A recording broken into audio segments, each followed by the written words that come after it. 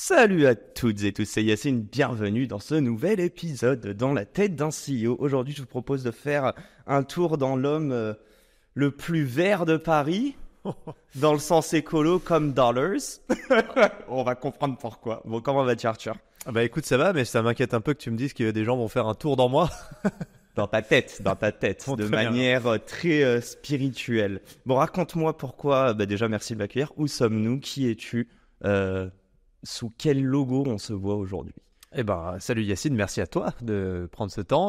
On est actuellement dans des bureaux qu'on nous prête à Paris, à côté de la gare de Lyon, ce qui est fort pratique pour nous permettre d'aller très souvent chez nous, puisque moi je ne suis pas parisien, mais on a quand même un épicentre parisien. Et je suis donc un entrepreneur plutôt optimiste, comme j'aime le dire, fan de sport, de nature et cofondateur avec d'autres de Team for the Planet. Ça va changer pour le nom de ton podcast, puisque chez Team for the Planet, il y a plusieurs CEO, Mais tiens. co-CEO. Ok. Donc tu vois, ça te fera un truc un peu Non mais différent. vas-y, présente-les-nous. Explique-moi. Non, présente-moi tes cofondateurs et explique-moi ensuite ce qu'est Team for the Planet. Ouais, avec plaisir. Eh ben, écoute, je peux te présenter Denis, qui s'occupe plutôt de la partie innovation chez Team for the Planet. Mehdi, qui s'occupe plutôt de la partie suivi des innovations maintenant pour le faire en sorte qu'elles explosent et qu'elles soient les plus efficaces possibles, qu'elles aient le plus d'impact possible. Et Laurent, qui s'occupe de la partie, c'est un peu l'homme de l'ombre, toute la partie back-office, comptable, juridique, fiscale. Et crois-moi qu'il y a du taf. Ouais, Et j'allais dire, heureusement qu'il y a tous les quelqu'un trucs que pour t'aimes gérer pas, ça. quoi. Ah non, mais si c'était moi qui faisais ça, on serait en faillite depuis bien longtemps. d'argent. C'est certain. Et c'est quoi le principe de Team for the Planet? Alors, Team for the Planet, c'est assez simple. En gros, Faire de l'argent sans en faire ou j'irai prendre de l'argent sans la... Non mais vas-y. j'irai pas à ce niveau de, de raccourci. Excuse-moi. Non, pour la petite histoire, donc nous, à la base, quand on a lancé le projet, on n'était pas des experts du climat, on n'était pas des grands écolos. Simplement, on a, comme plein de gens, pris conscience assez tardivement de l'ampleur de l'urgence climatique. Ça nous a mis une bonne gifle, hein, quand même, on va pas se mentir, parce qu'une fois qu'on commence à vraiment se renseigner sur le sujet, c'est difficile de regarder le monde à nouveau comme avant. Et on s'est demandé comment on pouvait agir, donc d'abord en tant que simple citoyen. Sauf que ce que tu vois très vite quand t'es pas milliardaire ou président de la République, c'est que c'est difficile d'avoir de l'impact à grande échelle. Tu peux, bien sûr, il y a plein de choses que tu peux changer, mais si tu veux vraiment avoir un impact à l'échelle structurelle, nous, on avait une conviction, c'est qu'il fallait utiliser l'entreprise. Parce que l'entreprise, par définition, c'est un outil absolument génial pour transformer nos modes de vie à grande échelle. Et en gros, nous, on avait vraiment cette envie de se dire comment on peut penser un modèle d'entreprise différemment pour permettre à plein de gens qui, comme nous, ont envie d'élargir leur rayon d'action pour le climat, de pouvoir le faire facilement. Et donc Team for the Planet, c'est parti d'une rencontre avec Jean Jouzel, qui est l'ex-vice-président du GIEC. Donc le truc que personne ne lit, qui fait 4000 pages, Mais qu'on connaît tous maintenant. mais qui est quand même un petit peu important. Et lui nous a dit, en fait, les solutions, on les connaît aujourd'hui. Il y a deux axes principaux si on veut éviter de finir dans un barbecue. Le premier, c'est la sobriété. Donc on en parle de plus en plus, nos ministres mettent des cols roulés, on sent qu'on est sur la bonne voie. Oh. Et de l'autre, c'est l'innovation. Mais pas l'innovation dans le sens du technosolutionnisme où on dit l'innovation va nous sauver, il n'y a rien besoin de changer. C'est la question que j'aurais te poser après. Est-ce que la Ouais. tech va sauver notre planète? Bah, la réponse est non, malheureusement, tu vois, c'est évident. Hein. Je pense qu'il n'y a même pas besoin d'y réfléchir longtemps, mais il y a encore des gens qui pensent comme ça, très naïvement, je ne sais pas pourquoi. Mais là où il y a des innovations qui font sens, c'est quand même qu'il existe beaucoup d'innovations qui justement sont déjà là, qui ont une capacité d'impact énorme, qui peuvent vraiment nous aider à transformer des verticales stratégiques, des secteurs d'activité qui sont très émetteurs de gaz à effet de serre aujourd'hui. Et ces innovations, elles ont un problème, c'est qu'elles ne changent pas d'échelle. Et la raison pour laquelle elles ne changent pas d'échelle, c'est qu'elles sont portées par des scientifiques, par des chercheurs, par des ingénieurs. Et ces gens-là, c'est pas des entrepreneurs. Quand tu dis pas changer d'échelle, c'est qu'elles sont pas démocratisées, elles sont pas utilisées C'est ça. à grosse... Elles passent pas dans nos vies, elles gros, changent pas nos quotidiens. Donc elles fonctionnent dans un laboratoire où elles fonctionnent à une petite échelle, mais elles n'ont pas permis de transformer vraiment le monde. Ok. Et pourtant, elles ont le potentiel de faire ça, et elles ont une capacité d'impact. Nous, toutes celles qu'on choisit, c'est des millions, voire des centaines de millions de tonnes de CO2 évitables annuellement si elles sont passées à grande échelle. Et donc, le problème, c'est que comme ces gens ne sont pas des entrepreneurs, ces innovations ne deviennent pas des vraies entreprises avec un modèle économique, avec des Ça reste employés. dans des labos, en gros. Exactement. Ok. Et donc, nous, notre mission, c'est de trouver des entrepreneurs chevronnés qui ont monté des boîtes avant, qui savent faire ça, et c'est de faire le Tinder du climat. C'est de matcher d'un côté ces innovateurs et de l'autre ces entrepreneurs pour qu'ensemble, ils puissent permettre à une innovation vraiment radicale dont on a absolument besoin de devenir mondiale. Et Team for the Planet, c'est un mouvement, parce que ça, on peut pas le faire tout seul avec nos petits bras, trouver des innovations partout, trouver des super entrepreneurs, les financer. Donc nous, on s'est dit, on va le faire tous ensemble. Donc n'importe qui peut participer à partir d'€1, ça prend 5 minutes sur notre site internet. D'habitude je dis 1 minute, mais j'ai quand même vu un post LinkedIn il n'y a pas longtemps qui disait « Il mente, ça m'a pris 5 minutes ». Alors maintenant je dis 5 minutes, pour les gens plus ou moins lents, ça dépend, mais on est sur 5 minutes. Et ça permet à n'importe qui du coup d'être copropriétaire, associé, actionnaire de ce projet. Donc B2B comme B2C au final. Exactement. Et ça fait une grande tirelire collective qui nous permet de financer ces innovations, mais surtout ça fait une immense équipe, puisqu'aujourd'hui on a 120 000 actionnaires qui vont nous aider à trouver ces innovations partout dans le monde. C'est génial, on a reçu 1700 dossiers grâce à la collectivité, qui vont nous aider à les sélectionner, parce qu'on forme des gens qui sont des évaluateurs. Donc ces gens-là, en gros, ils peuvent passer sur une plateforme en ligne une demi-heure, 1 heure sur chaque innovation pour la noter en fonction de certains critères. On a des milliers d'évaluations tous les mois grâce à la communauté. C'est un comité open source, genre. C'est de l'intelligence collective mixée avec du digital au service du climat. Mais c'est une première étape du processus de sélection, on en parlera, il y a un comité scientifique évidemment derrière avec des experts, mais ce qu'on voit c'est que l'intelligence et la sagesse des foules, ça marche très très bien. Donc on l'utilise pour présélectionner, pour faire un top, qui est un peu le filtre qui nous permet d'avoir les meilleures innovations en comité scientifique. Et après derrière, une fois qu'on a créé les boîtes, ce qui est génial, c'est qu'ils nous aident à trouver des clients, ils nous aident à recruter les talents, à obtenir des rendez-vous. Donc en gros, Team for the Planet, c'est des innovations dont le monde a drastiquement besoin, qui sont déjà là, mais qui n'arrivent pas à passer à l'échelle. Et c'est une grande équipe d'Avengers qui leur apporte tout ce dont elles ont besoin pour devenir une vraie entreprise qui peut se déployer, avoir de l'impact et changer le monde. Incroyable, quel pitch. C'est ouf parce que tu vois, moi, avec toute l'humilité, le peu de connaissances que j'avais sur Team for the Planet, malgré que tu sois la boîte, c'était un petit peu la blague que je voulais faire avec le plus d'associés ou d'associates sur LinkedIn. Tu disais, il y en a combien en tout 120 000. 120 000 en physique, enfin en B2C quoi. Ouais, c'est ça. En user.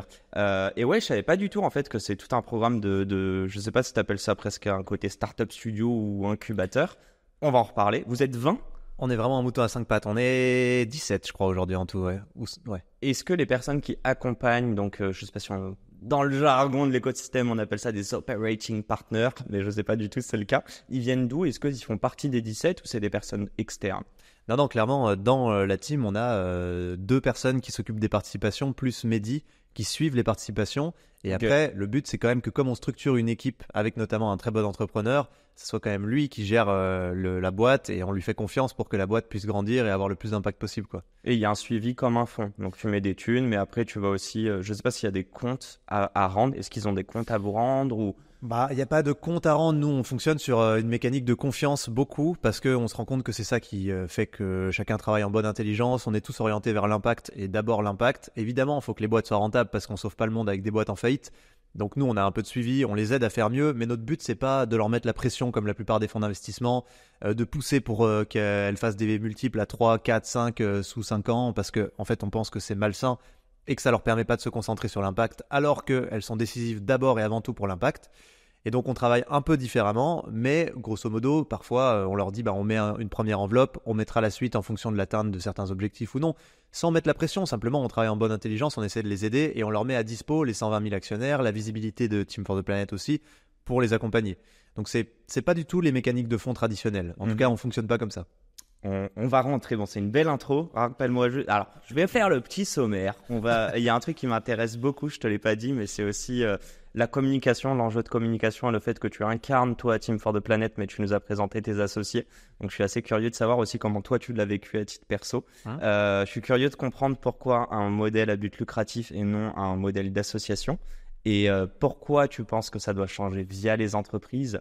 Petit POC à Fred Mazella et Captain Cause, qui je crois bien tes paroles. Mais avant ça, et d'ailleurs, tu vas me dire combien d'argent vous gérez.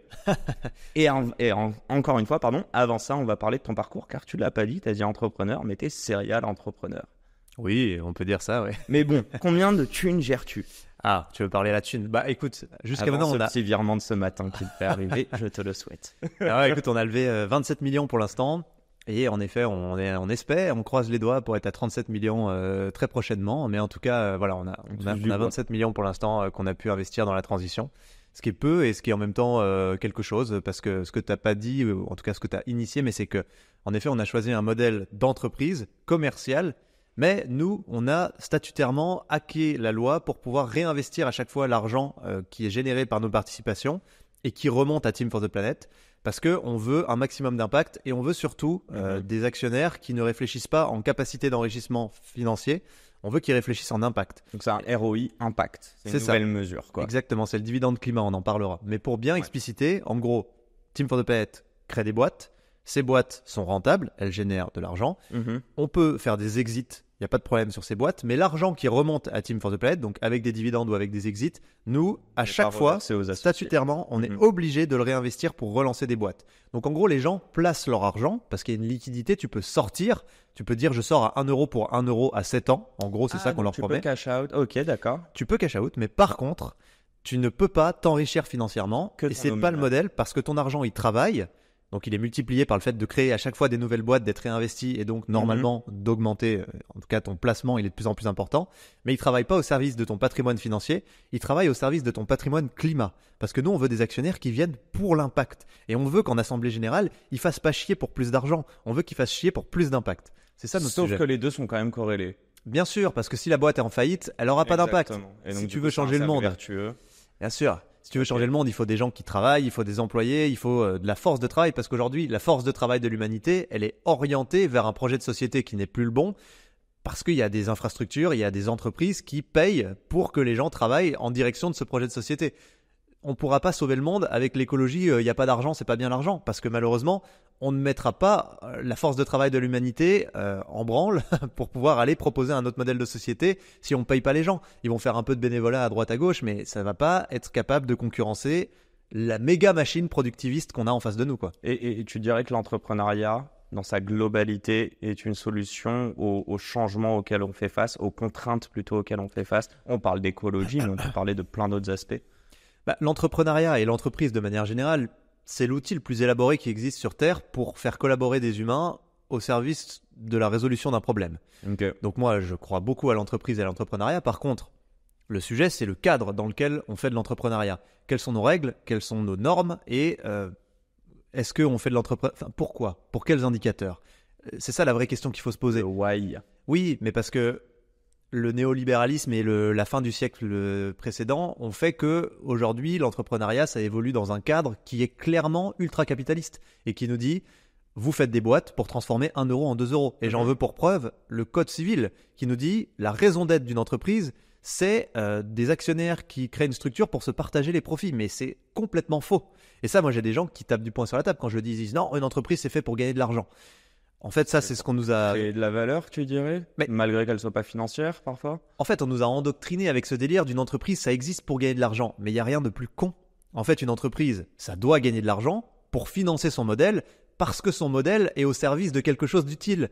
Une entreprise, c'est quoi? C'est des gens qui se mettent ensemble pour résoudre un problème de société. Parce qu'ils se disent, tiens, cette version-là du monde, j'aimerais y contribuer, j'aimerais apporter ma pierre à l'édifice. Donc, tu as des salariés qui mettent du temps, tu as des actionnaires qui mettent de l'argent.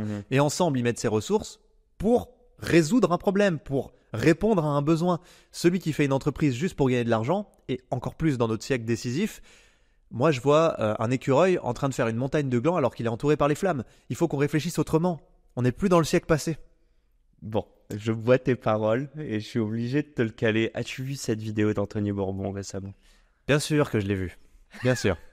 Donc on va résumer quand même, mais la planète est hostile, ou la nature est hostile, il a dit, et la tech nous sauvera.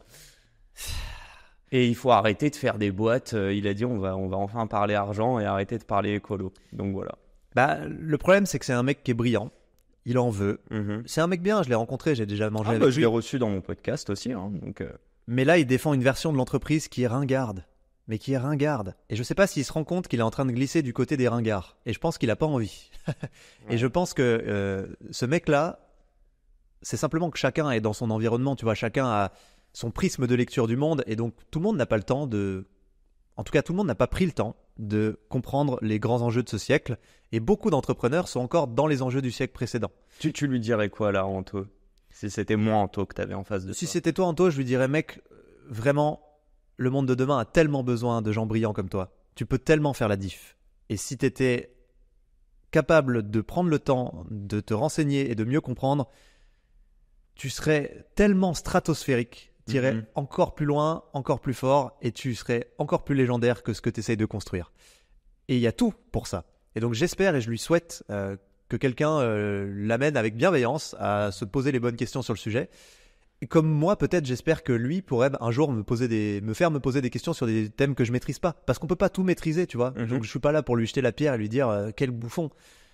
Je pense que c'est pas son secteur, c'est pas son sujet, mais que c'est une grosse erreur de passer à côté. Parce qu'un entrepreneur comme ça, il passerait pas à côté de l'IA, par exemple. Il va se renseigner, il va essayer de comprendre. Mais là, c'est encore plus gros. Selon moi, il y a eu la révolution Internet qui a été énorme. Les entrepreneurs qui l'ont surfé, ils ont fait des boîtes et c'est assez génial ce qui s'est passé. Mais il y en a aussi beaucoup qui sont morts parce qu'ils n'ont pas cru au truc, ils ne l'ont pas pris. Là, c'est plus une vague, là. C'est un tsunami. C'est 1000 fois plus gros. Le monde entier va changer, il est obligé. Excuse-moi Arthur, mais dans tous ces tournants, on parle d'opportunité de faire des thunes. Je sais que Anthony est drivé par ça. Oui. Qu'il vient d'un système, enfin d'un milieu social qu'il a conditionné. Bien sûr. Est-ce qu'il y a des thunes à se faire dans l'écologie et d'en faire du bien à notre planète? On peut pas réfléchir comme ça dans l'écologie. Pourtant, Fred Mazella a dit, tout à l'heure on parlait de création de valeur et de la fonction primaire d'une entreprise qui n'est pas forcément de créer de l'argent. Pour autant, l'argent dans notre société capitalistique est quand même un produit dérivé de la valeur que tu crées. Oui, mais souvent ça remplace l'intérêt que tu as à la base quand tu as créé ta boîte qui est de répondre à un besoin. Ça prend le devant, tu veux dire que ça devient l'objectif final alors qu'à la base c'est un moyen. On va faire une petite prise de recul. Mais j'aime beaucoup Fred Mazella, je le connais très bien. Je sais, tu étais invité chez les pionniers ou autre. On vous voit sur les réseaux. De remettre la lampe? Oh non, c'est bon, écoute, elle s'est éteinte. C'est pas grave. T'inquiète, t'emmerdes pas. Hein. Si vous me voyez dans le noir, ce n'est pas que je suis devenu Batman, c'est simplement que la lampe s'est éteinte. Waouh. Tu es tellement minime que t'inquiète. Ah ouais, elle se rééteindra tout à l'heure, c'est pas grave. Bon, petite prise de recul, cher Yacine. Aujourd'hui, on crame 1,7 fois ce que la planète est capable de renouveler en ressources annuellement. 1,7 fois. Ok. Donc on vit à crédit. Donc en gros, c'est comme si tu allais voir ton banquier et t'as pas remboursé ton truc, t'as encore plus emprunté et dépensé d'argent. Et à un moment, ton banquier, il va te dire, mec, tu dégages. Nous, la planète, elle est sympa, elle nous a pas encore dit ça. Mais si la planète était un banquier... Elle nous envoie des signaux quand même. Elle commence à nous envoyer des signaux. Ce que ça veut dire, c'est qu'on est obligé de réduire les pressions environnementales et il faut qu'on revienne dans les limites planétaires. Donc, il y en a plusieurs. Il y a 9 limites planétaires. On en a déjà dépassé 6. Et il faut qu'on réduise les pressions sur les écosystèmes. C'est quoi les 3 qu'on n'a pas dépassés? Je connais pas. Je ne sais plus lesquels sont les 3 exactement. Mais en gros, les limites planétaires, dedans, il y a le climat, mais ça n'en est que une. Et après, tu as plein de trucs différents. Tu vois, les pressions sur la biodiversité, évidemment, les sols, l'eau, etc. Et donc, le sujet, c'est de revenir à une fois ce que la planète peut produire tous les ans. Je pense qu'un enfant de CM2 comprend ça. Parce que tant qu'on vit au-dessus de ça, on fait des déséquilibres. Et en fait, c'est un peu comme si on était sur une île déserte. On te pose sur cette île avec tes potes.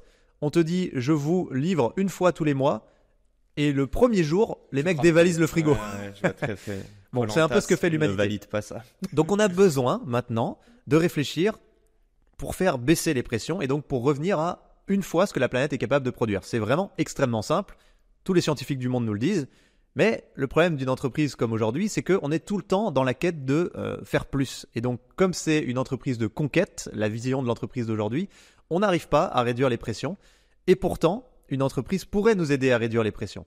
Et là où je trouve qu'il ne faut pas se perdre, c'est que oui, bien sûr, c'est normal de gagner sa vie avec une activité, c'est normal de faire de l'argent, mais une entreprise, son but, c'est pas de transformer 1 euro en 2 euros. Et il faut qu'on comprenne qu'une entreprise, elle est là pour apporter quelque chose au bien commun. Et que si elle n'a pas de modèle économique, elle n'apportera rien au bien commun parce qu'en effet, elle ne pourra pas payer des gens qui travailleront à transformer le monde. Donc si tu ne peux pas payer des gens pour qu'ils travaillent à transformer le monde, tu ne transformes pas le monde. Par contre, si tu es dans une perspective de pur enrichissement financier personnel, tu ne changes pas le monde, tu l'empires parce qu'à chaque fois, on fait les pires choix. Et quand tu transmets ça à tes actionnaires, c'est encore pire parce que quand tu as des milliers d'actionnaires qui sont loin de la réalité concrète du terrain, et qu'on leur dit à la fin de l'année, vous voulez un peu plus d'argent ou un peu moins de produits polluants dans la rivière, si je caricature. Il y a la division des responsabilités parce qu'ils sont des milliers. Donc ils disent, moi je choisis l'argent, ça se verra pas trop. Il y a le fait qu'ils sont loin, elle est où cette rivière? Elle est pas devant chez moi. Au pire, l'argent nous traitera ça ira. Les soins nécessaires. Et on fait toujours des choix qui sont mauvais par cupidité. Mais quand on réfléchit de manière cupide, et quand on est que basé sur l'argent, quand on ne pense que à l'argent et quand c'est ton driver, je pense que c'est le reflet d'une peur. C'est encore une faiblesse. On n'est pas arrivé en haut de la pyramide de Maslow, on n'est pas serein. Donc on est quelqu'un d'assez fragile. On est encore dans le questionnement existentiel et c'est pas grave, mais tu vois, l'humanité, dans la peur, elle peut pas réussir à construire quelque chose de beau. Je pense qu'il faut réussir à dépasser ça et se dire, À quel moment est-ce que vraiment je considère que je suis à l'aise, que je réponds à mes besoins? C'est ça mon plafond de rémunération. Et puis après, je réfléchis à la mission de ma boîte, quoi. Es-tu un sage ou un érudit, cher Arthur? Mais non, pas du tout, je ne suis qu'un campagnard. Est-ce que tu te considères comme un activiste? Non, c'est pas ma philosophie de fonctionnement, l'activisme. En tout cas, moi, je préfère être un entrepreneur engagé. C'est comme Ok. ça que je me qualifie. Il y a des similarités quand même avec l'activisme parfois. T'es pas le premier à qui je pose la question, donc c'est pour T'inquiète. ça que je te dis ça. L'activisme, C'est porter à bout de bras une certaine cause et parfois devoir détonner, non pas Ouais. dans l'extrême, mais détonner pour choquer, pour faire changer les modes de pensée. il y a beaucoup d'amalgames autour de ça. Je pense qu'ils sont très utiles, les activistes. On en a vraiment besoin. Ils font justement des déclencheurs, ils font réfléchir. Et puis après, il y a d'autres personnes qui doivent construire autrement, qui doivent utiliser les connaissances, en tout cas, que certains activistes ou beaucoup de gens font passer. Et le but, c'est que derrière, ça soit un écosystème tout entier qui fasse changer les choses. C'est pas une personne ou une autre. Les activistes, souvent, c'est quand même des gens qui font des trucs dans lesquels moi je me reconnais pas. Je peux pas faire ça. Je peux pas aller m'allonger sur une autoroute. J'ai un rapport aux autres qui me bloquerait. Je serais pas à l'aise de faire ça parce que, bon, déjà, moi, je suis pas drivé par la colère. J'ai pas de colère. Donc, tu vois, T'as dit ça, je crois, dans un podcast. C'est l'inverse, mais t'avais dit tu gagnes à être gentil ou c'est cool d'être quelqu'un de gentil, quoi. tout à fait, je suis assez convaincu de ça. Et Ouais. puis, je suis assez convaincu aussi que ma façon à moi d'agir, elle passe par l'entrepreneuriat, elle passe par la bienveillance, par la sympathie et par l'empathie. Et en fait, je comprends Anthony Bourbon, tu vois. Ouais, Je comprends que certains ne soient pas dans mon monde. Et je pense, et c'est une de mes citations préférées en philosophie, qui dit « Le mal, c'est celui qui pense être le bien et combattre le mal. » Et en fait, je suis assez persuadé de ça. Je n'ai pas les réponses. Je ne suis pas la voix de la sagesse. Je ne peux pas dire aux autres « Vous avez tort, j'ai raison. » Donc, dans un débat, tu n'attends qu'une chose, c'est d'admettre que tu t'es trompé, par exemple. Non, c'est pas le cas.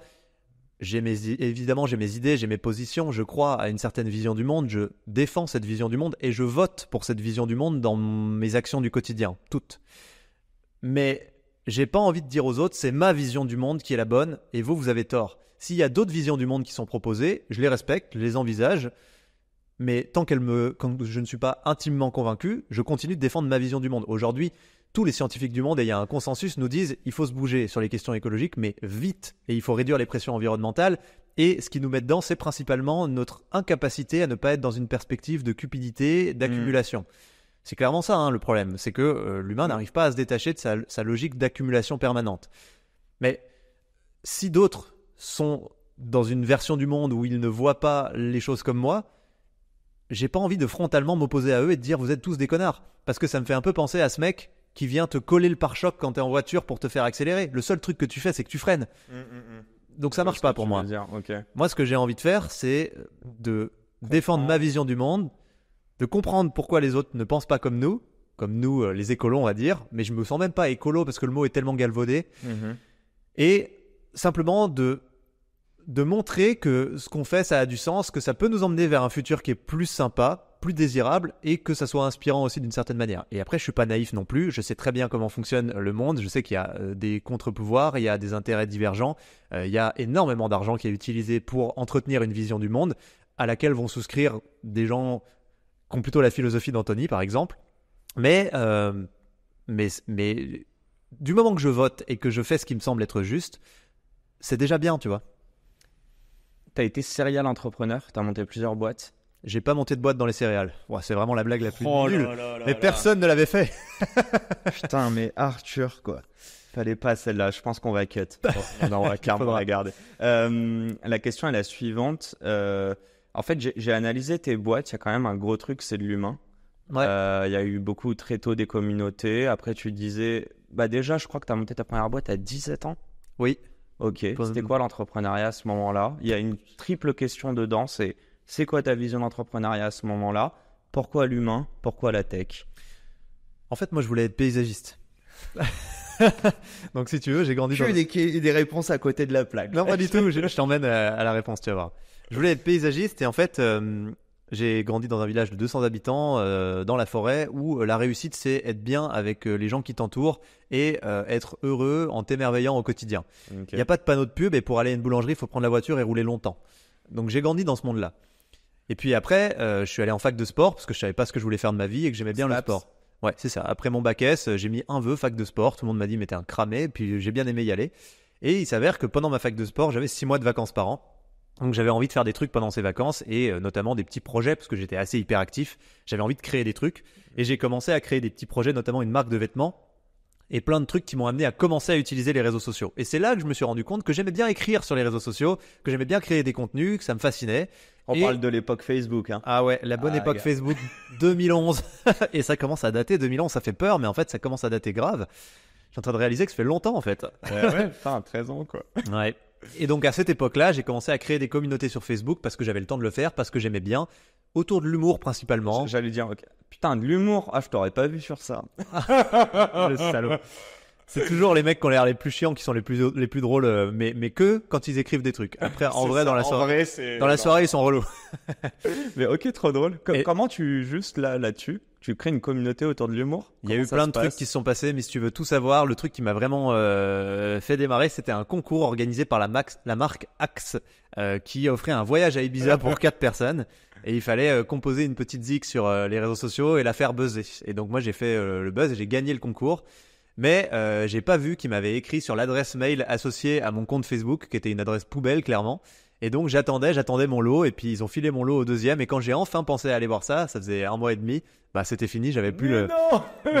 Donc ils m'ont envoyé des produits Axe pour pas mal de temps, donc de quoi avoir un bon cancer. Ouais, j'allais dire. Et je suis passé à côté des trucs. Ça.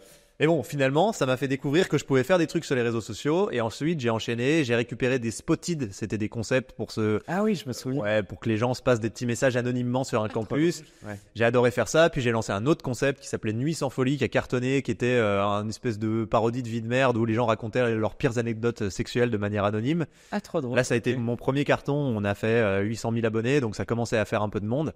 Tout ça, il y a pas de thunes, hein. Eh ben, il y avait pas encore de thunes, il y avait même pas d'entreprise. Moi, je connaissais rien. Faut remettre les choses en perspective. Moi, j'ai fait toutes les erreurs du monde, les unes après les autres, et c'est ça qui m'a fait progresser. Chaque fois, je me suis pris une gifle dans la gueule, et j'ai dit, ah d'accord, ça marche pas comme ça. Et puis, je me suis dit, bon, bah, je vais réessayer autrement. C'est l'histoire de ma vie, mais en fait, j'ai jamais progressé aussi vite comme prenant des tartes. C'est incroyable. Tu peux donner un exemple ou Je peux en donner 100. Bah, vas-y, balance au moins un sur les premières boîtes. Là. Je vais en donner un puissant. Ouais. Il y a une de mes boîtes où on n'arrivait pas à trouver de modèle économique. On avait levé de l'argent, mais on n'arrivait pas à trouver de modèle économique. C'était une appli mobile de service. On se cassait la tête, mais on n'y arrivait pas. Et en fait, à un moment, je me suis dit, est-ce que je fais mon prochain tour de levée de fonds, qui était bien avancé? J'avais déjà sécurisé 700 000 et je levais 1 million. Et je me suis dit, en fait, non, il n'y a pas de modèle économique, faut arrêter là.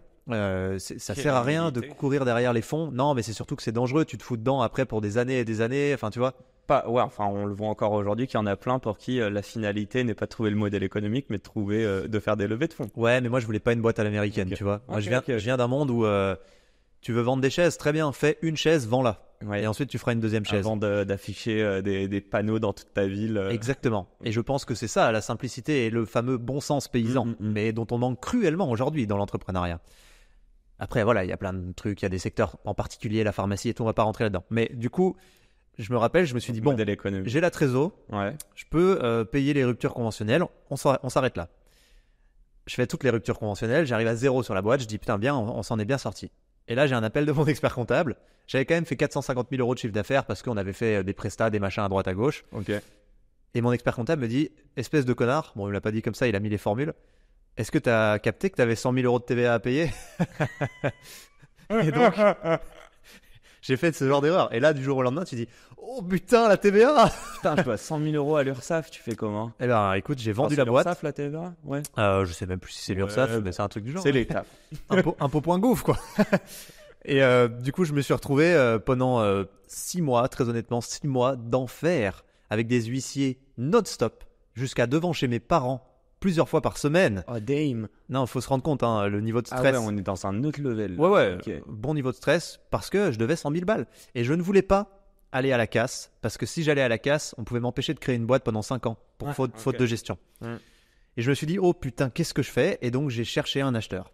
Tout mon temps, je l'ai passé à chercher un acheteur et j'ai trouvé un acheteur qui a racheté la boîte pour 100 000. Et donc, ça m'a permis d'effacer la dette, quoi.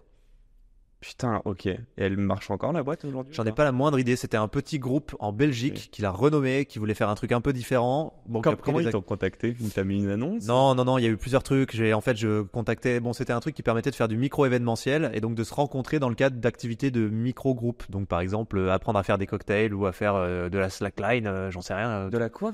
La slackline, c'est une ligne entre deux arbres et tu marches dessus. Bon, Ok, je connais Slack, mais des trucs chelous. Ouais, c'est pas tout à fait la même. non. Ça vaut pas autant.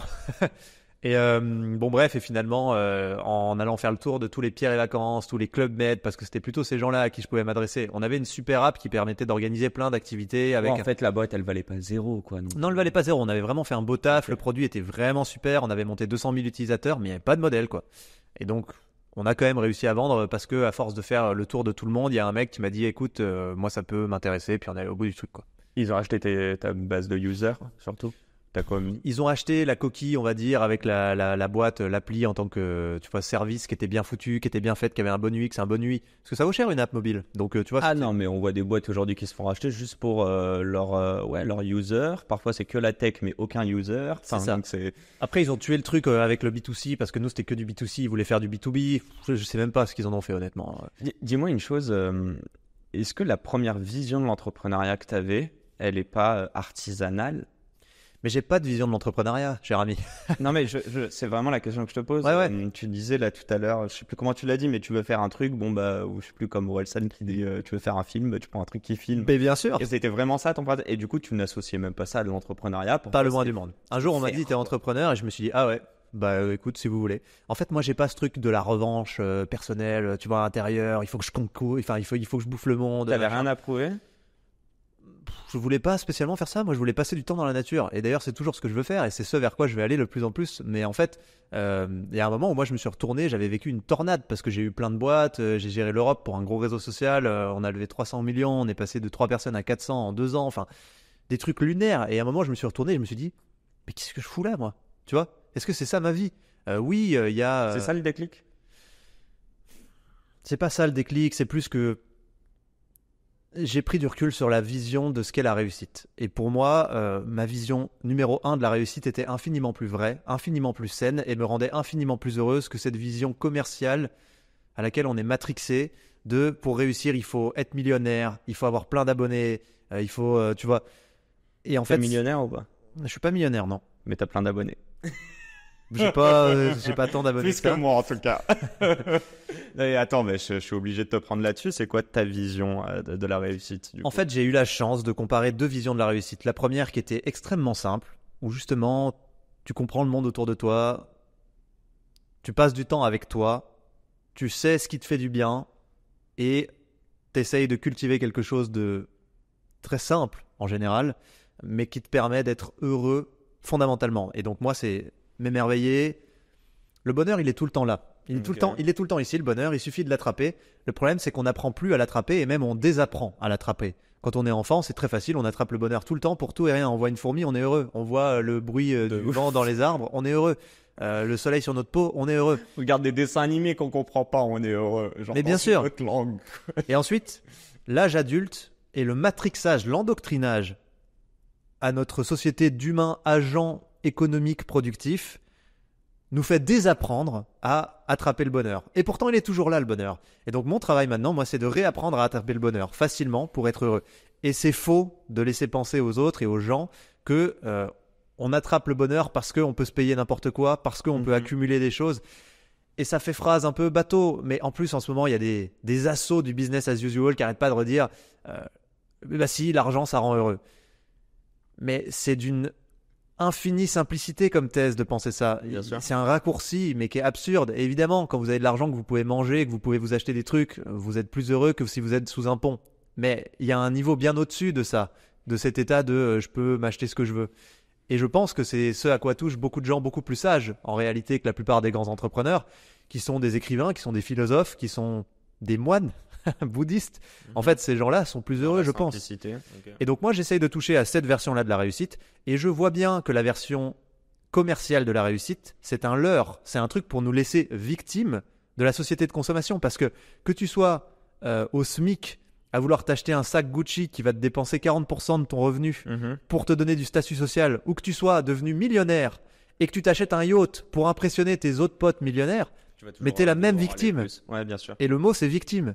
Victime d'une mécanique de société qui nous amène à être un agent productif économique dont le seul but sur Terre, c'est toujours transformer 1 euro en 2 euros, aller au travail, être le bon petit soldat, être le bon petit chien-chien de la machine productiviste pour faire du PIB à la fin. Mais ce PIB, aujourd'hui, c'est juste le reflet de notre capacité à cramer ce monde. Il est temps qu'on réfléchisse un peu au-dessus de tout ça, tu vois. Et en fait, je pense qu'il est là le sujet. T'as pensé comme ça avant? Il y a des moments, je vais Pas aller du plus tout. loin. T'as déjà parlé de carrière? J'ai jamais parlé de carrière. C'est un mot que j'ai omis de ma bouche là. Mais évidemment que j'ai été, que j'ai eu une quoi. vision différente. Et demain, je me regarderai aujourd'hui en disant, mais qu'est-ce que j'étais naïf à ce moment-là et con, tu vois, parce que je me souhaite de progresser encore beaucoup. Mais évidemment, quand j'avais 20 ans, que je me suis d'un coup retrouvé dans cette nouvelle vision de la réussite, en sortant de mes montagnes, bah tout à coup, tout était possible parce que je voyais que j'avais une carte à jouer, que je pouvais l'être millionnaire, que je pouvais, machin, tu vois, on emmenait des influenceurs hyper connus, j'allais tout le temps dans les soirées avec les gros influenceurs. J'ai été dans ce monde de la fame absolue où on sponsorisait le All-Star Game avec Thriller par exemple aux États-Unis. On emmenait que des influenceurs avec plusieurs millions d'abonnés. On était en loge VIP avec Justin Bieber. On est allé faire l'anniversaire privé de Snoop Dogg. J'ai une vidéo sur mon téléphone, on est 70. T'as fumé un orange avec Snoop Dogg? J'ai fumé un petit orange pour tester la bœuf de Snoop Dogg. Mais tout ça pour dire qu'à la fin, j'ai quand même vu beaucoup de tristesse dans les yeux là-bas. Et beaucoup de gens qui étaient pas bien.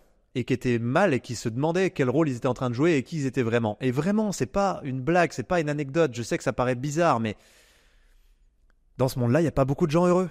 C'est drôle ce que tu dis. Je t'en ai parlé en off et je peux en parler, mais moi aussi j'ai vécu des choses. En tout cas, j'ai vécu des moments down, perso, hein, pas forcément liés à l'entrepreneuriat. Et par contre, c'était pas de l'argent. C'est que du social, c'est que des émotions, c'est se sentir entouré, etc. Et j'ai le sentiment que si je me suis pas posé ces questions d'un point de vue financier, c'est parce qu'au fond de moi, j'avais le luxe de me dire, je sais que je peux aller avoir un bon niveau de vie, etc. C'est juste. Est-ce que justement, parce que je pense à plein de personnes qui peuvent t'écouter et putain, ils te détestent là. Pourquoi ils te détestent? Parce que tu revends une vision de la vie qui est parfois utopiste pour eux et qui est trop facile. Quand tu dis le bonheur, les gens te voient peut-être en vidéo, mais juste au-dessus de toi, à juste l'attraper. Et une fois que tu peux le voir, tu comprends. Mais du coup, est-ce que... ouais, c'est un peu ce truc-là. Est-ce que tu as gagné de l'argent et c'est ce luxe-là qui t'a dit en fait... il y a des moments où que tu as peut-être moins bien vécu avec de l'argent et tu t'es dit c'est pas ça que je veux. Merci de me challenger là-dessus et tu as raison et je m'excuse pour tous les gens qui me détesteront, mais je pense que c'est important de faire ce travail aussi. Il n'est pas si méchant qu'en vidéo, vous inquiétez pas. Non, bien sûr que quand tu es dans la galère, quand tu es dans la misère, bah, tu franchis les étapes de la pyramide de Maslow les unes après les autres et la première c'est que tu puisses répondre à tes besoins vitaux. Et donc tu as l'impression, et c'est normal, dans une société qui nous entraîne à penser ça, que l'argent est ton salut et que tout n'est qu'argent. Mais en fait, ce qui est paradoxal et ce que j'ai découvert notamment avec Team for the Planet, c'est que quand tu le fais pas pour l'argent, quand tu t'alignes vraiment parce que tu le fais, parce que c'est ça qui te fait du bien dans la vie, c'est là que le succès se pointe plus que jamais.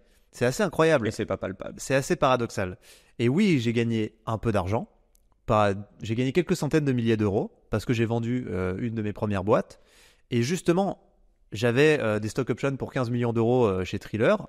Tu sais pas que tu es? Je les ai pas pris en fait. On m'a proposé de les prendre et je les ai pas pris. J'ai tout arrêté à ce moment-là parce que en fait, je me suis rendu compte que j'allais rentrer dans cette mécanique de toujours plus et que j'allais devenir esclave de mon propre truc. Et donc j'ai laissé tomber ça et c'est là que je me suis posé les vraies questions. Et c'est là notamment qu'on a lancé Team for the Planet où on a fait 2 ans et demi de bénévolat, mais on n'a jamais autant kiffé notre vie et on n'a jamais eu une démarche entrepreneuriale qui nous a fait autant de bien. Bien sûr que c'est méga dur, bien sûr qu'il y a des trucs infaisables, bien sûr qu'il y a des trucs insurmontables, c'est normal, c'est entrepreneuriat. Mais t'étais plus heureux. Au moins, je suis aligné. Et en plus, tu vois, tu peux pas construire un château sur un marécage.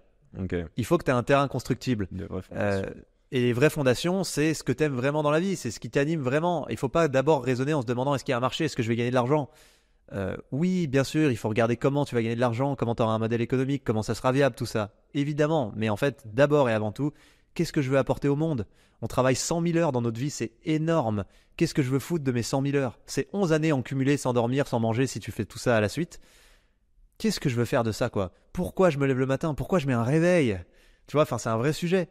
Et du coup, la question à se poser d'abord et avant tout, c'est qu'est-ce que je veux faire? Et je sais que c'est dur quand tu galères à la fin du mois, je le sais. J'ai vécu aussi des moments où c'était très dur. Enfin, moi, au début de mes boîtes. Déjà. Ouais, au début de mes boîtes, je me suis lancé, je pouvais pas me payer, normal, quoi, tu vois. Non, mais là, les 100 000 euros que tu devais, les huissiers chez tes darons. Bien sûr, j'ai eu plein de moments où j'ai dû retourner chez mes parents, où j'étais méga. C'était la galère et je faisais des voix off pour, tu vois, gagner un peu d'argent. Enfin, des voix off sur des docus? Ouais, j'ai été maître nageur, j'ai travaillé à l'usine de nuit dans le plastique, parce que je viens de la Plastic Valley à Oyonnax, donc je travaillais pour faire 1800 € la nuit. C'était horrible ces métiers, horrible, je sais ce que c'est. Et quelle bénédiction aussi de connaître le goût de la douleur et du... Ouais, mais je vois aussi dans quelles conditions travaillent certaines personnes et on pourrait penser que je suis un peu déconnecté. En fait, j'ai vraiment connu tout ça parce que j'ai travaillé, j'ai nettoyé les chiottes dans une station d'autoroute quand j'avais 16 ans, c'était ça mon travail. Mais en fait, j'ai fait un endroit où je chie pas, c'est les stations d'autoroute. Je te confirme que c'était pas très clean. J'ai été maître nageur, j'ai fait plein de petits boulots et puis même depuis que je suis tout petit avec mes grands-parents, tu vois, on allait faire des coupes de bois dans la forêt, fallait couper le bois, fallait porter les bûches, enfin, on a fait tous ces trucs, mais pour autant, ça ne change pas ma conviction profonde qui est que si on le fait pour l'argent, si l'argent est notre trigger, on a beaucoup de chances d'être malheureux. Ouais, où il y a des limites en tout cas à ça, quoi. Il y a plein de limites, mais bon. Tu crois qu'il est heureux, Anthony? On va pas revenir sur le pauvre Anthony. Non, mais fondamentalement, on n'est pas là, on bite sur personne. En fait, l'idée c'est d'avoir des réflexions. Tout ce que je peux dire, c'est que je lui souhaite profondément de l'être. Ok. Et j'aimerais avoir cette discussion-là un jour avec lui, pourquoi pas. Mais je suis pas sûr qu'il soit très réceptif parce que on vient d'univers si différents. Et en même temps, vous avez tellement de personnes en commun dans notre écosystème. Bien sûr. Mine de rien. Bien sûr, mais en fait, si lui il trouve sa voix comme il le fait, ça m'inspirera aussi d'une certaine manière de l'entendre et de l'écouter. Mais je pense que aujourd'hui, moi, je me connais. Et c'est ça qui compte. Ok. Et j'ai mis du temps à me connaître. Est-ce qu'on est capable, je reprends ce que tu disais juste avant, ou quel est l'intérêt, donc là, prendre les 15 millions de stock options pour un si, quand je dis si, c'est et peut-être que la boîte vaudra tant, et évidemment, peut-être que je me ferai de l'argent. T'as aucune chance de savoir si ça va marcher ou pas. Est-ce que tu peux réellement savoir ce qui va te plaire à court terme et donc du coup être aligné avec toutes tes valeurs si tu ne te connais pas au final? Mais non, c'est très dur. Et en fait, on est dans une société où on se prend 3000 stimuli publicitaires par jour, où on nous dit que réussir, c'est avoir une carrière, c'est avoir une grosse baraque, avoir plein d'objets. C'est très dur de sortir de ça. Moi, ma chance absolue, c'est de pouvoir m'isoler dans la nature, d'aller tout seul dans la montagne, m'asseoir, regarder passer des cerfs et me sentir vraiment seul au monde et pouvoir me poser des vraies questions et être avec moi-même. Et t'aimes bien la solitude? J'adore la nature et la solitude, c'est un remède mais fantastique. Mais pareil, la nature n'est pas hostile, c'est la plus grosse des conneries qu'on ait pu dire. Je suis désolé Anthony, on va encore... La nature va être hostile. Si on laisse dériver le climat, alors là, on va parler d'hostilité, mais pour de vrai. Oui, dans la nature, il y a la loi du plus fort, il y a quelques trucs quand même, bien sûr, mais franchement, ça veut dire que vraiment, c'est des gens qui ne connaissent pas du tout la nature qui te disent ça. Ils n'ont jamais mis un pied dans la vraie nature. Ils ne sont jamais allés se poser, vraiment s'isoler dans une forêt, marcher 2 heures sans chemin, jusqu'à trouver un endroit où s'asseoir et vraiment faire le point. Moi, je fais ça tout le temps. J'ai fait ça encore ce week-end, tu vois. T'aimes t'ennuyer? Et c'est important pour toi aussi? Mais je m'ennuie pas en fait. Non, mais le provoquer, se mettre dans des situations où peut-être que quand on dit s'ennuyer, c'est qu'il n'y a rien qui te stimule. Exactement. Et que, du coup, ça devient dans ta tête. J'aime être dans un environnement neutre où je ne suis pas orienté vers toujours l'humain, agent productif, consommateur. Ok. J'aime être dans un environnement où je me pose des questions simples et où finalement il n'y a plus rien qui compte. C'est quel genre de questions quand tu dis des questions simples?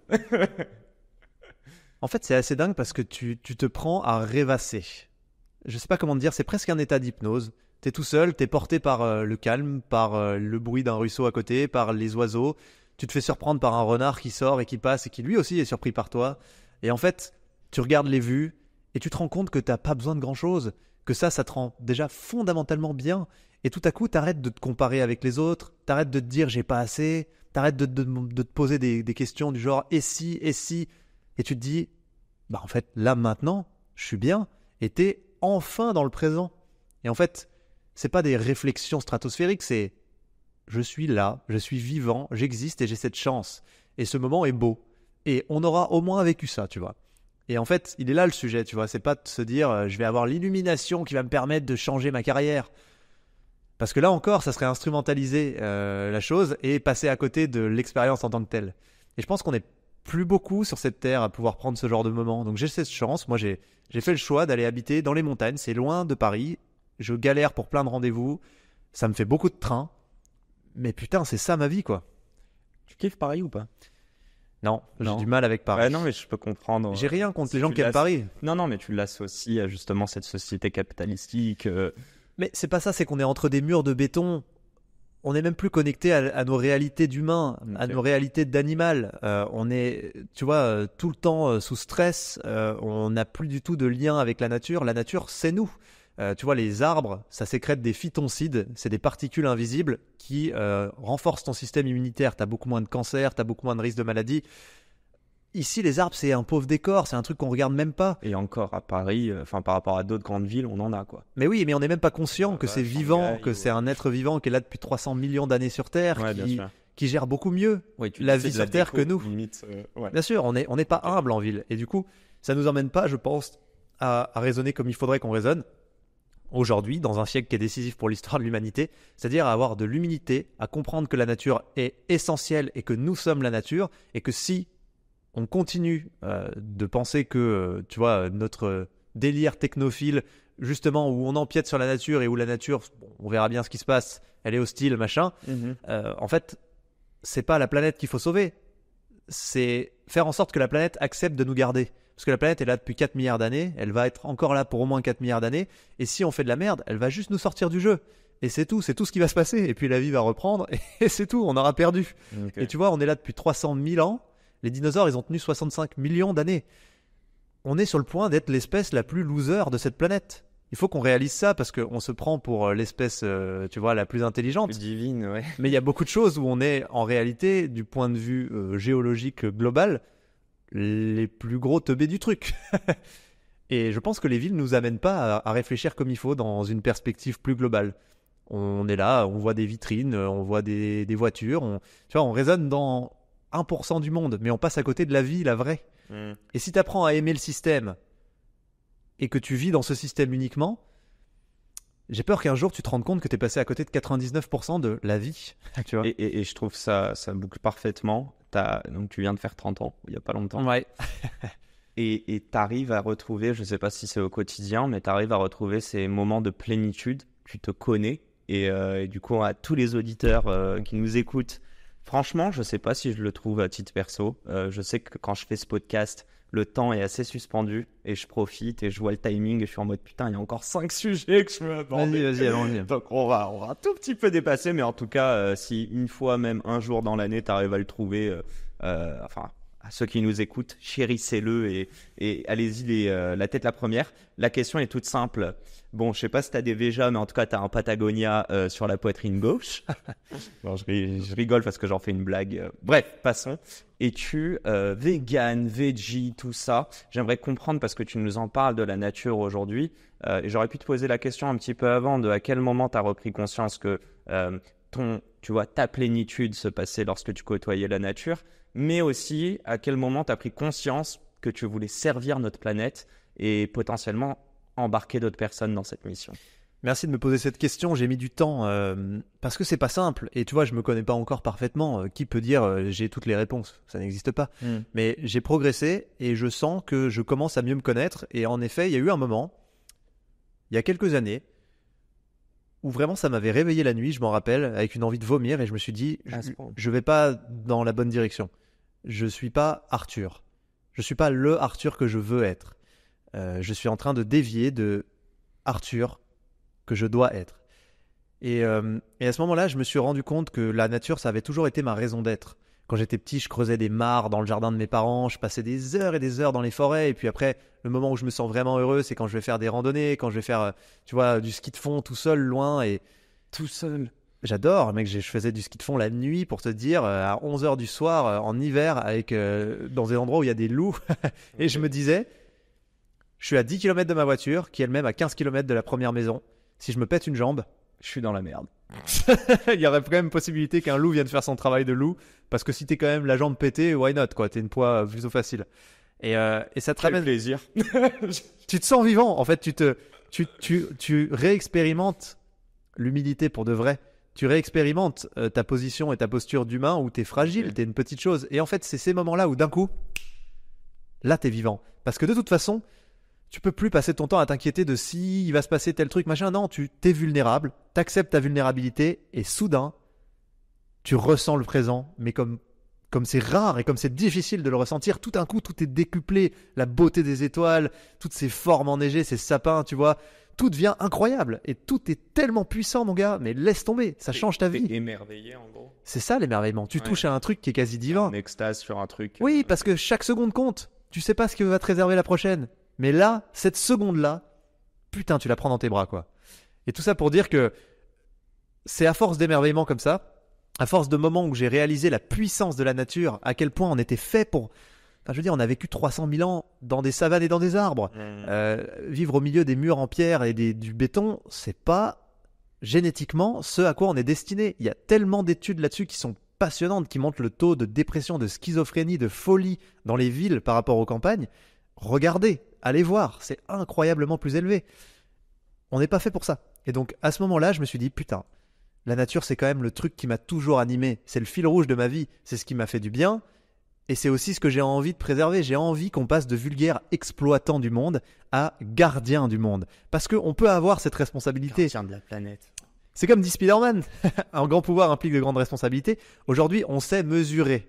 Je vais utiliser une citation un peu plus stylée que Spider-Man. C'est Peter Drucker, le père du management moderne, qui a dit « You can't manage what you can't measure ». J'allais dire en inverse, mais oui. On sait... Ce que tu peux mesurer, tu peux l'améliorer du coup. Exactement, on sait mesurer aujourd'hui. On a cette responsabilité, on sait quelles sont les ressources de la planète.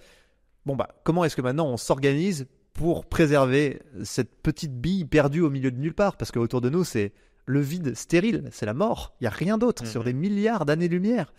Je veux dire, on est tout seul sur un petit vaisseau. C'est complètement fou de le cramer, quoi, tu vois.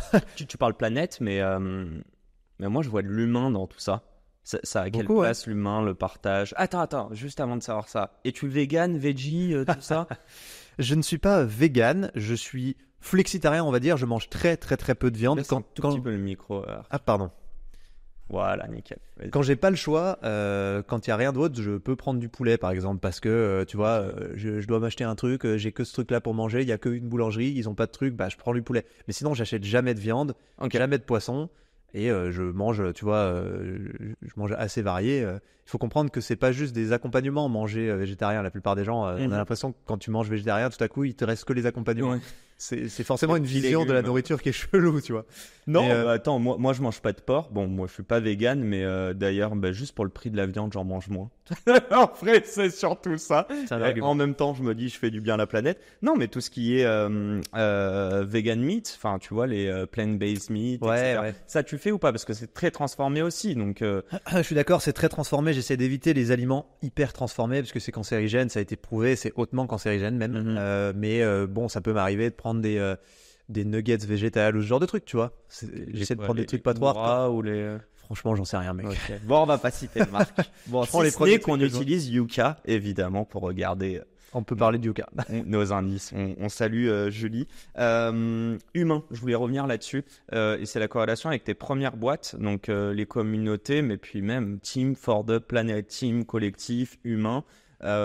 Et même dans tout ce que tu dis, tu parles de nature, mais je suis sûr et certain que tu en parles à tout. Bon, je pensais, parce que tu parlais de ski de fond, je pensais à Caroline Mignot, qui doit vraiment pas kiffer d'ailleurs. Oh, je lui ai fait faire du ski de fond, elle a bien aimé. Je sais, elle avait une story, mais elle a dit un truc du genre Arthur qui trace tout droit et toi qui dois le rattraper. Donc je me dis, elle va pas faire ça dans la nuit avec toi. Mais non, pour revenir un petit peu,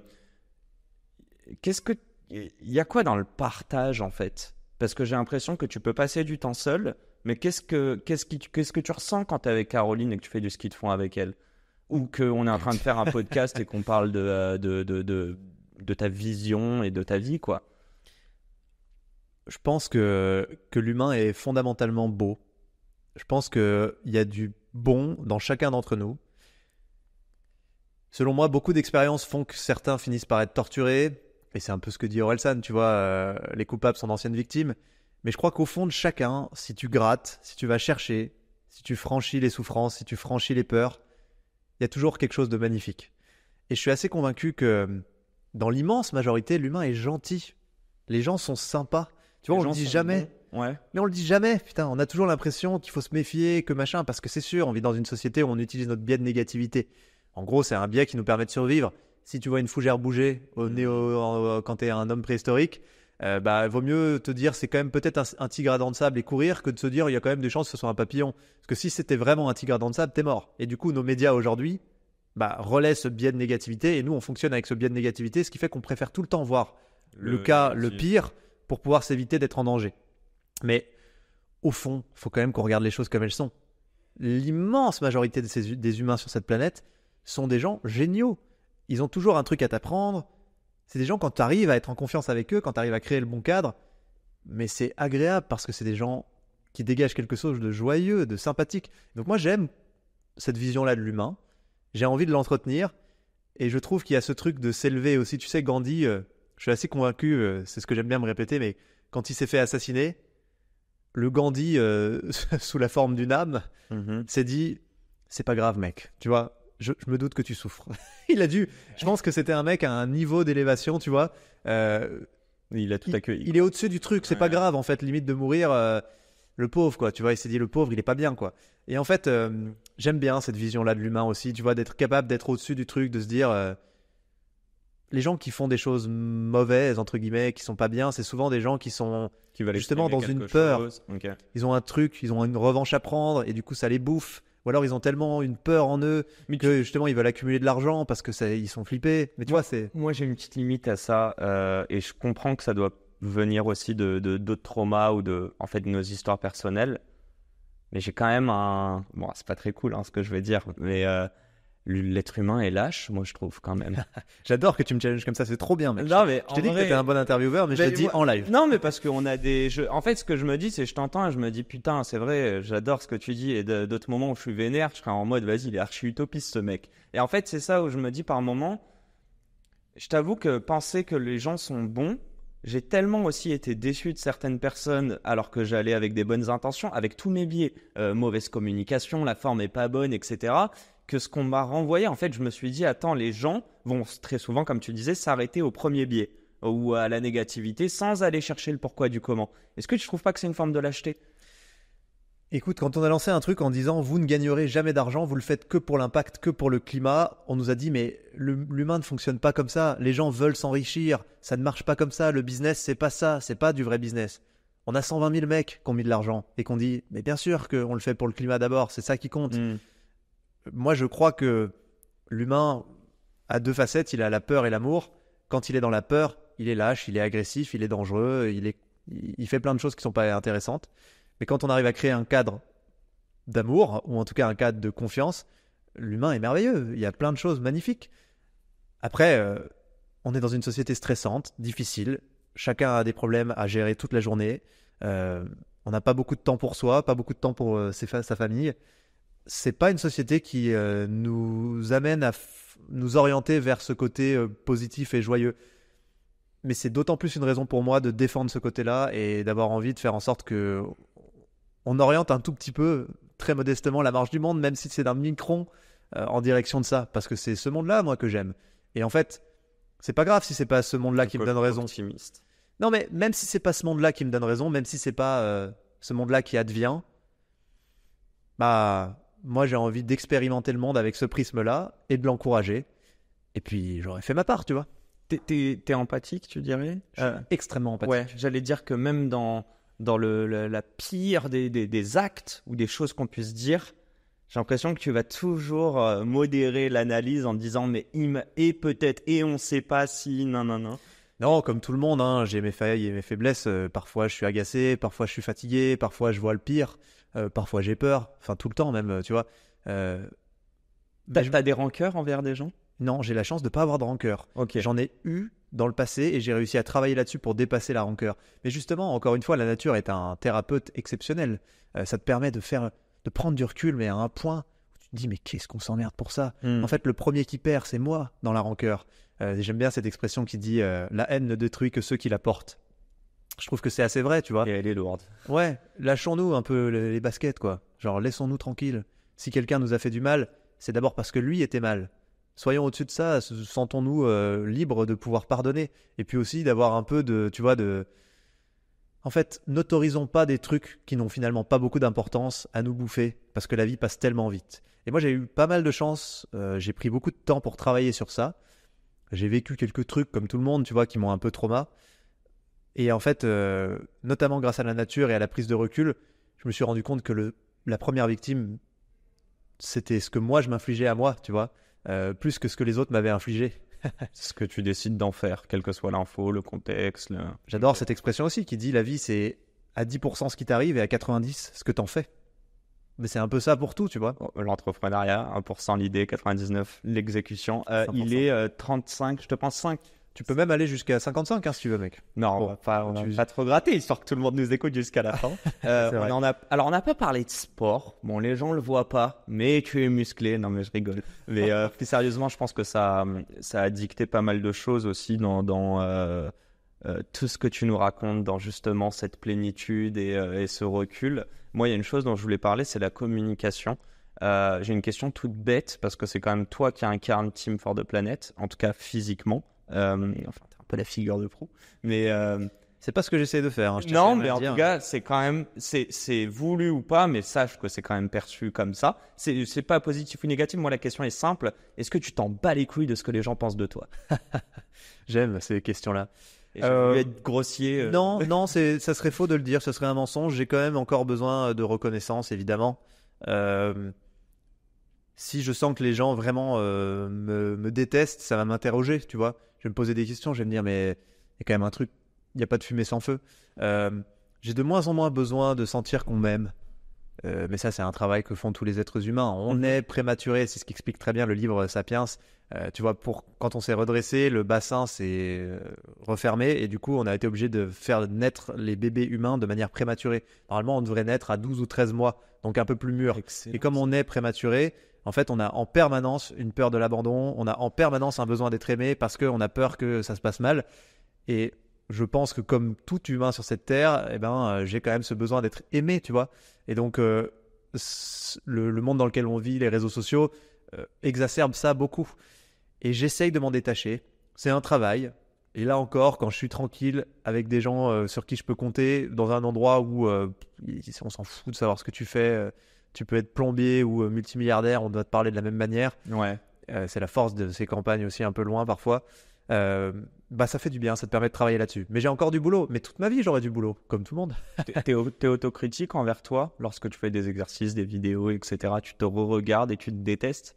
Non, je me déteste pas. J'apprends à m'aimer de plus en plus. J'ai de plus en plus confiance. J'ai des défauts, il y a des trucs qui me complexent. Mais en fait, maintenant, je me dis, c'est moi, ça fait partie de moi, tu vois. Tu t'aimes bien? T'es fier de toi? De plus en plus, je pense qu'il faut apprendre à...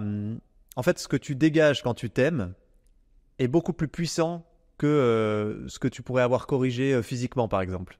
Okay. Je trouve que rayonner, c'est ce qui te rend solaire et fort. Et ça vient de l'intérieur, ça vient pas de l'extérieur.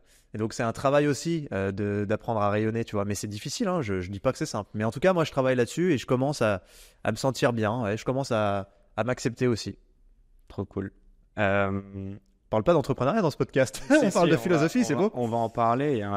Justement, je reviens sur Team for the Planet. Est-ce que le plus gros pari, ça a été de, tu vois, de pas faire ce modèle associatif et tu l'as dit, on a hacké le système ou je sais plus comment tu as fait, mais vous avez créé vraiment un nouveau statut où vous êtes à but lucratif, mais on peut pas se faire, l'argent qu'on se fait sera que pour la planète.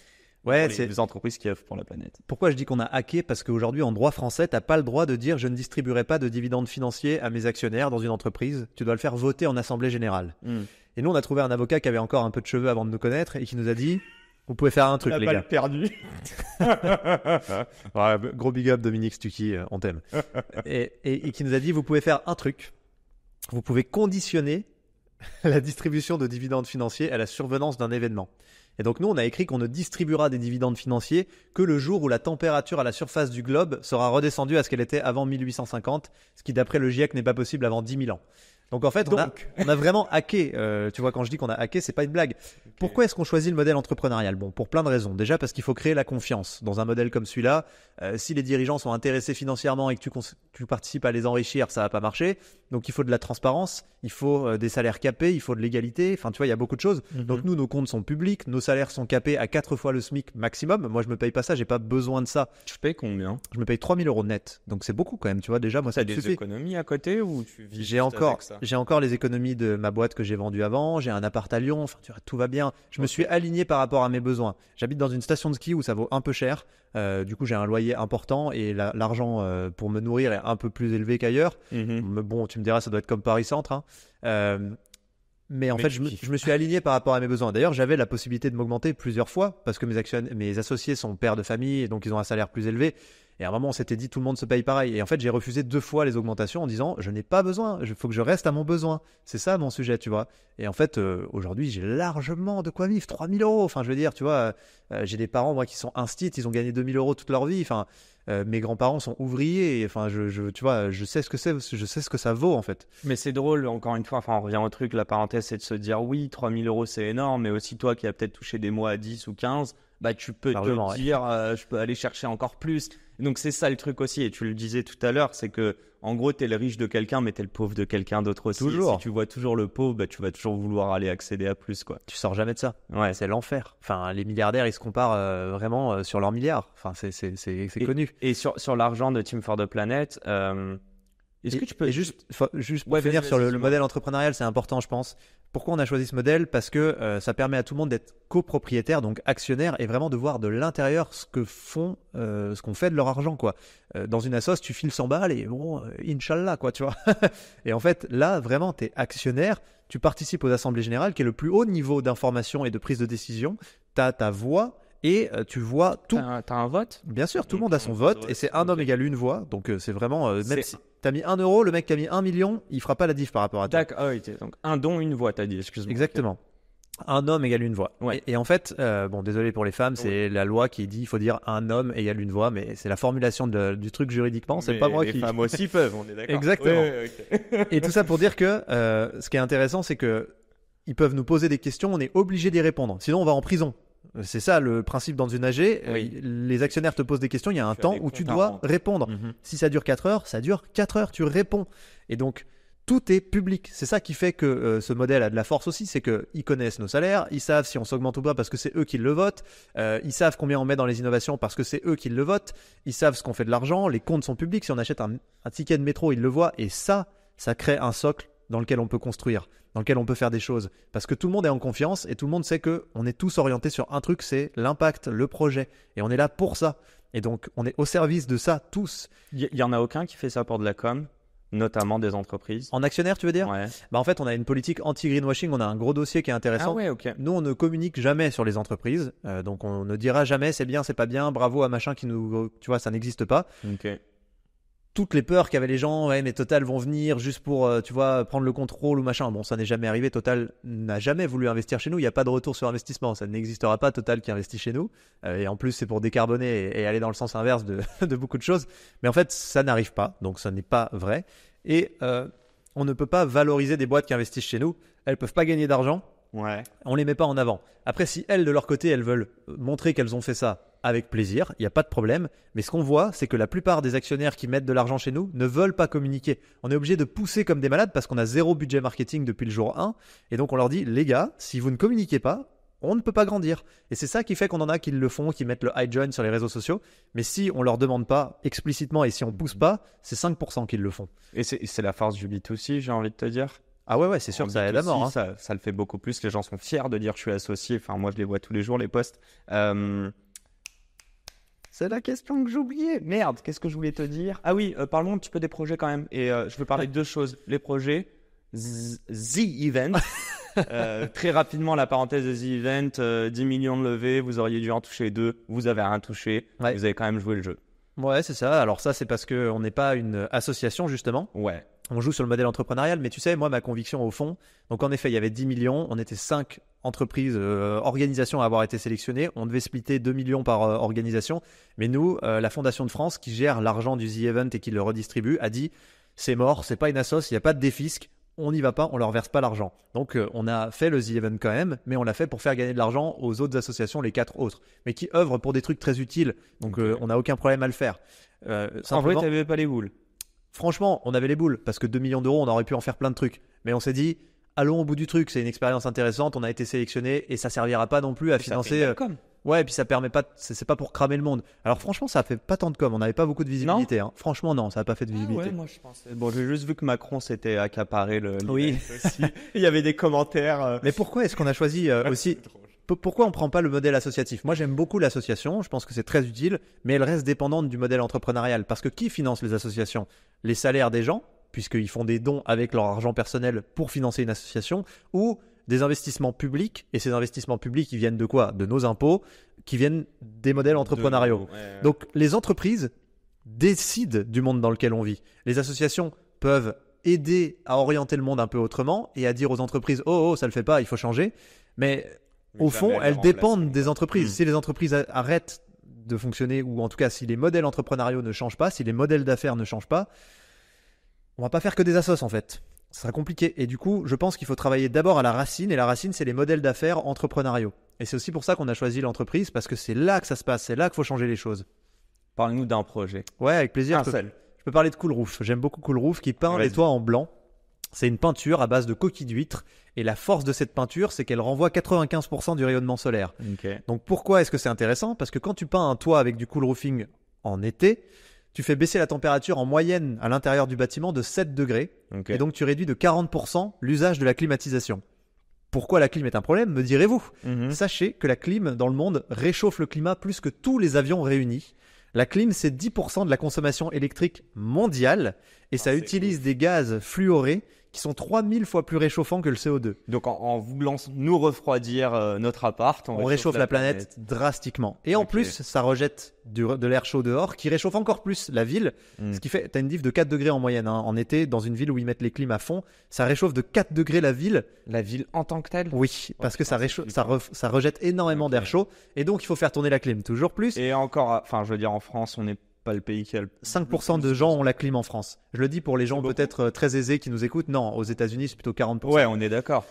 Oui, mais en Asie, on a l'impression que tout le monde a la clim et que c'est normal d'avoir la clim.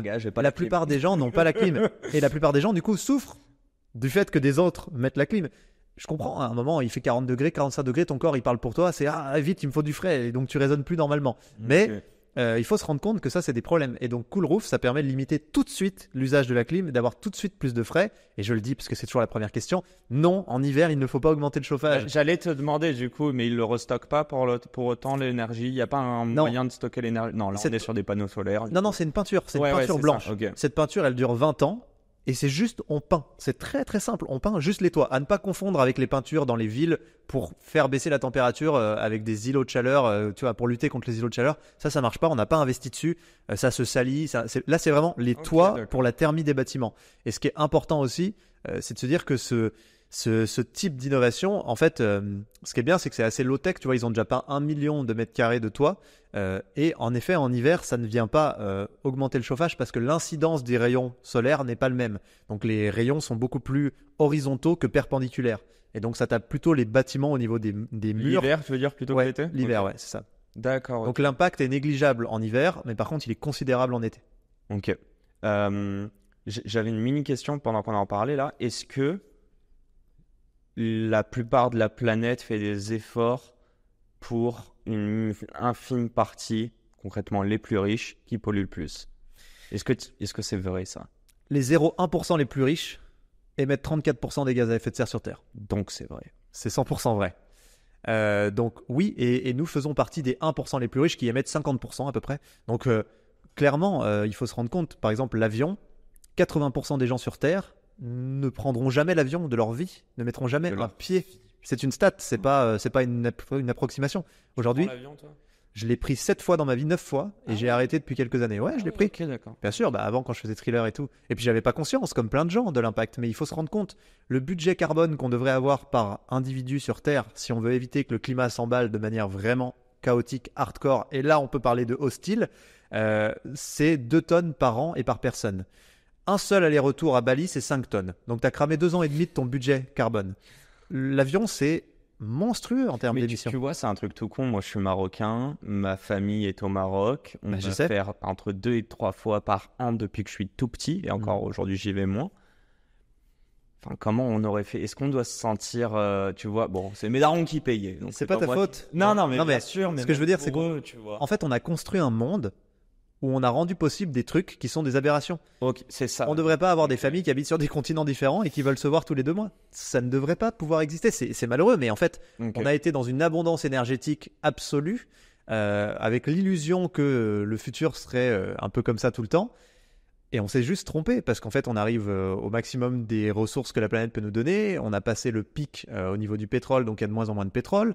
Tu vois, enfin, il y a de moins en moins d'énergie abondante pour plein de trucs. Et donc, entretenir l'illusion que ces modes de vie-là où tout le monde peut voyager non-stop et tout, c'est possible, c'est faux. Si il y avait toute la planète qui vivait comme nous, mais ça serait une catastrophe absolue. Enfin, tu vois, ça ferait longtemps que le climat serait parti en couille, mais totalement. Là, on a encore une chance de faire mieux. Et en effet, tu as raison de le préciser, c'est un sujet social avant tout, parce que ceux qui vont le plus subir l'impact du dérèglement climatique, en fait, c'est ceux qui y contribuent le moins. C'est notamment des pays pauvres, mais c'est aussi en France les gens qui ont le moins d'argent. Parce que qu'est-ce que ça fait le changement climatique concrètement? D'abord et avant tout, ça augmente le prix de l'alimentation, le prix de l'énergie, le prix des loisirs. Et en fait, tout ça, les très riches, ils s'en foutent. Ils ne le voient pas. Évidemment. Mais par contre, ceux qui sont limites, c'est ceux qui sont les plus victimes. Ils vont avoir de moins en moins de possibilités de se nourrir, de moins en moins de possibilités, en tout cas de se nourrir décemment, de justement voyager, de se chauffer, etc. Et en fait, c'est très cynique parce que c'est souvent ceux qui sont les plus riches, qui ont le plus de moyens, qui émettent le plus de carbone et qui font que les autres ont des vies de plus en plus compliquées. Et c'est ceux-là même qui nous disent « Oh, on nous emmerde avec le changement climatique ». Et c'est vrai que c'est une problématique complexe. Et plus t'es riche, plus t'es déconnecté de la réalité du monde des autres aussi. On fait pas de politique dans ce podcast. Non. Mais c'est ma question, c'est la fin. C'est les questions du tac au tac. Et il n'y aura pas de réflexion parce qu'en plus, je te les ai pas shootées avant. Et là, je la prépare, je l'ai inventée. Trop bien. C'est qui le meilleur président qu'on pourrait avoir issu de la société civile, je dis bien, donc pas un politique, pour sauver notre planète, ou du moins la France? En fait, le problème, c'est que le système, et je te fais une réponse de politique, le système politique dans lequel on évolue, le système comme il est construit, ne permettrait pas à un humain, Donc, il faut un aussi anarchiste. brillant et génial soit-il, de pouvoir avoir les commandes réellement en tant que président. Il faut quand même juste faire une petite compréhension fine de comment fonctionne ce monde aujourd'hui. Ouais. Les entreprises les plus prédatrices du monde, donc celles qui s'affranchissent de tous les droits. Tu veux qu'on aille rallumer ça vite? Ouais, je sais pas, ça fait un beau, c'est pas grave, c'est là un peu la fin. C'est la lumière. En fait, les entreprises les plus prédatrices, Ouais. celles qui s'affranchissent des normes écologiques, des normes sociales, donc qui vont délocaliser, payer des gens pas chers, rejeter les produits dans la rivière parce qu'ils en ont rien à foutre, c'est ces entreprises-là qui font le plus de profit. Évidemment, puisqu'elles ont beaucoup moins de frais liés à ces conditions sociales et environnementales. C'est ces entreprises-là, du coup, qui peuvent réinvestir leurs profits dans leur croissance et devenir des mastodontes qui écrasent toute concurrence. Et c'est ces entreprises-là qui peuvent payer de la pub. Et je peux t'assurer qu'aujourd'hui, on est à un stade, en neuromarketing notamment, de capacité à nous convaincre de trucs À qu'on nous qu'on ne brainwash. veut pas et qu'on ne croit pas, qui est assez fantastique. Et donc, ces entreprises-là, c'est celles qui définissent le statu quo. Donc, tous les codes culturels, tout ce qu'on valide socialement, tout ce qu'on trouve cool, Mhm. pour l'immense majorité, c'est acheté par des marques qui jouent contre nous, C'est de et notre l'influence. futur. Tu te rends compte le truc? Enfin, c'est quand même ces marques-là, elles crament le monde, elles niquent notre futur, mais elles arrivent parce que on est tellement élaboré en termes de neuromarketing, on arrive à prendre notre cerveau à son propre jeu. Elles arrivent à nous laisser penser que ce qu'on aime dans la société, c'est ce qu'elles ont défini, c'est ce qu'elles nous donnent. Et en fait, c'est faux. Intrinsèquement, on est dans une dissonance permanente, mais on peut même plus s'en rendre compte. Pourquoi je te parle de ça? Parce que ces marques-là, elles arrivent même à influer le fonctionnement de notre monde politique très clairement parce que c'est elles qui peuvent financer les candidats, leur donner les moyens de réussir leurs élections et ensuite leur payer leur retraite une fois qu'ils sont plus présidents. Et donc, en fait, ce monde est totalement influencé par des entreprises qui sont souvent les moins vertueuses parce que les règles du jeu sont comme ça. Donc, même en mettant un président génialissime avec une baguette magique, en fait, il évoluerait pas dans une mécanique systémique qui lui permettrait d'aller dans le bon sens. Et c'est là que c'est très compliqué. Ou alors, il faudrait vraiment le catapulter et dire il est là maintenant, personne n'a son mot à dire, c'est lui, et que derrière, il crée des règles et un cadre tout de suite qui permettent aux marques comme celle-ci, qui ne permettent plus aux marques comme celle-ci, en tout cas, de dicter la marche du monde et les codes sociétaux. Mais c'est pas très démocratique de l'imposer, quoi. C'est pas très démocratique de l'imposer. En tout cas, moi, j'aimerais que ça soit plutôt quelqu'un qui a une vision plus large, qui n'est pas quelqu'un justement purement du système, quelqu'un qui a un raisonnement sur la vie dans son ensemble, qui a du recul. J'allais dire un Jean Covici, mais en fait, tu me dis pas forcément parce que lui est déjà trop parti pris. Et d'ailleurs, dans tout ça, mais en fait, tu vas pas répondre. J'allais dire, est-ce que le marketing... Un Cyril Dion ou un Cyril Dion ou un Frédéric Lenoir. Alors, dis-moi, honte à moi ou un culte. Frédéric Lenoir, c'est un écrivain qui est très bon, qui a une très bonne connaissance fine de la nature justement et du fonctionnement du monde. Je pense qu'il aurait une... En fait, ce qu'il nous faut aussi, c'est pas des gens qui sont sur une verticale et qui sont experts. Il nous faut des gens pluridisciplinaires qui connaissent tout un peu. Et ensuite, ils s'entourent de gens très bons qui connaissent la verticale parfaitement, mais eux, ils ont suffisamment de notions pour comprendre. Et donc, c'est important d'avoir des gens qui regardent bien les choses, tu vois, dans leur ensemble. C'est pour ça qu'un Frédéric Lenoir, c'est intéressant. Un Cyril Dion, c'est intéressant, mais il n'a pas l'entrepreneuriat. C'est pas un entrepreneur, mais c'est un auteur aussi. C'est un auteur, c'est un écrivain, c'est un cinéaste, mais il a une très belle vision du monde et il a une capacité à créer des récits. Et ça, c'est important, tu vois.